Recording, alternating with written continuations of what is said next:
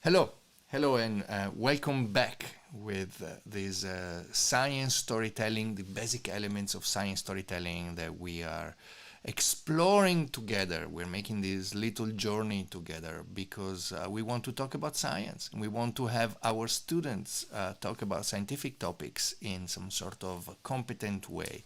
And let me remind you that this is within the framework of the Eurecart project.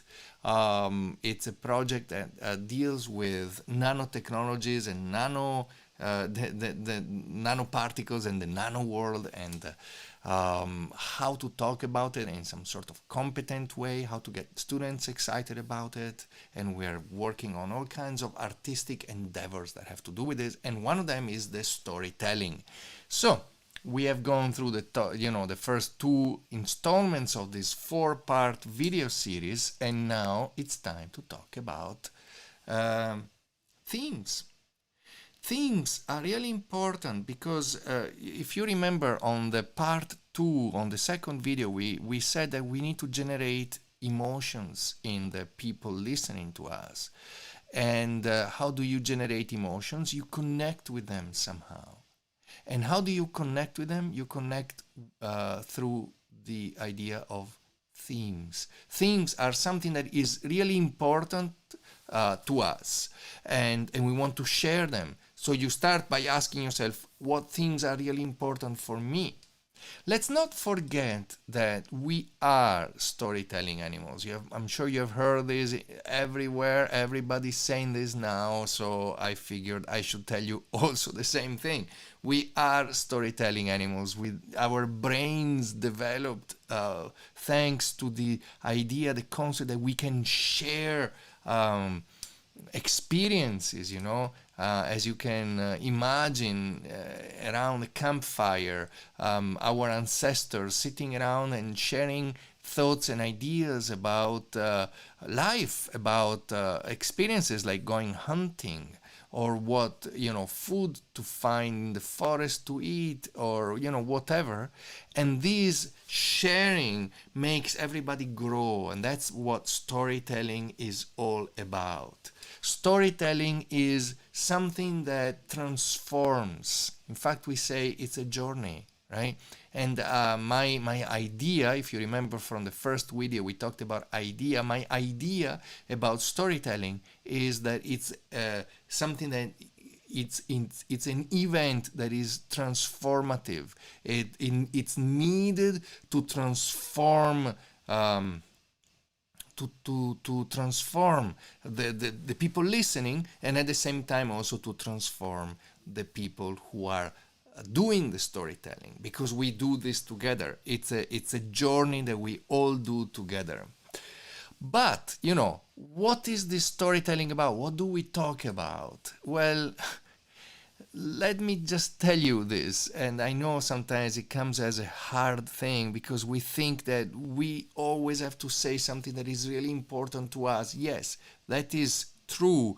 We should talk about something that is important to us, but let's also understand that people will listen to you if what you say is important to them as well. Okay? People don't care about your own personal problems if it's not important to them. So you could be a scientist and you could say, oh, I have a really hard time solving a third order differential equation. I don't know how to do it. But the average person doesn't even know what a third order differential equation is, and so you cannot tell them this is your problem and expect them to feel something for you.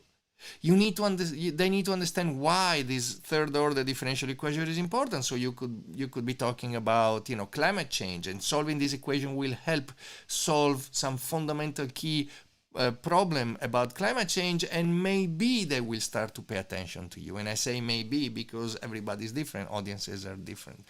So the way to talk to people and make them emotional about something is to tell them something that is important to them.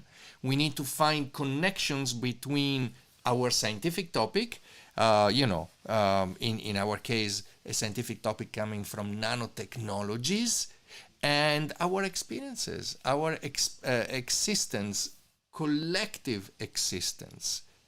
And let me bring you another quote that I love by Willa Cather, the American playwright. And she said, there are only 2 or 3 human stories, and they go on repeating and repeating themselves as fiercely as if they had never happened before. What does she mean? Because we know there are a lot of stories, there are a lot of movies, a lot of songs about anything, right? But really, she means that these stories run around always the same themes: power, money, love, fear, death. There aren't many of them. And these are the universal existential themes that we should address whenever we do storytelling. And there aren't many of these themes. I mentioned a few of them. Here there is a list, but it's hard to come up with more of them.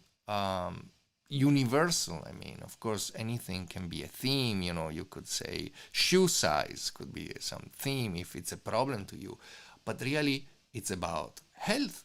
It's about well-being, And this is really important to understand, that when we talk about some topic, really, we should be talking about a universal theme. And this way, people will listen to you. This way, people will pay attention to what you have to say.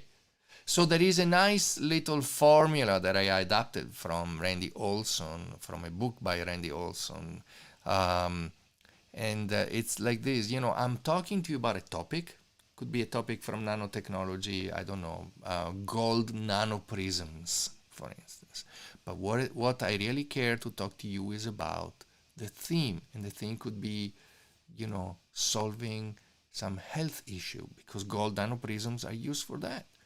So yes, gold nanoprisms become really important, but really I'm talking to you about health or love for a child, love for your parents, because you help them, go through some disease or something like that. It's really important that, because we are talking about themes, that the storyteller does not explain anything, but rather they explore the topic by means of the themes. So how do you access the themes? You create a story that can contain them. And you can, spend a lot of time watching TED Talks and see how the very good ones will tell you about a topic, but really they are telling you about something that is much more universal than that. But not just that, anywhere. And so I invite you to play another little game with your students, and you ask them something, and ask them this. Ask them, what is your universal theme? What are your universal themes? And give them some time to think about it, and give them some time to talk about them. And that's really a great way to get to access, their inner world. And then maybe later, when they start talking about science, they will also use these themes to address the scientific topic. And there we go. So this is the end of the 3rd video. On the 4th video, we are going to be talking about the structure of the story, and that's really interesting. I would like to spend some time with you on that, and I'm looking forward to that. So thank you very much, and see you soon.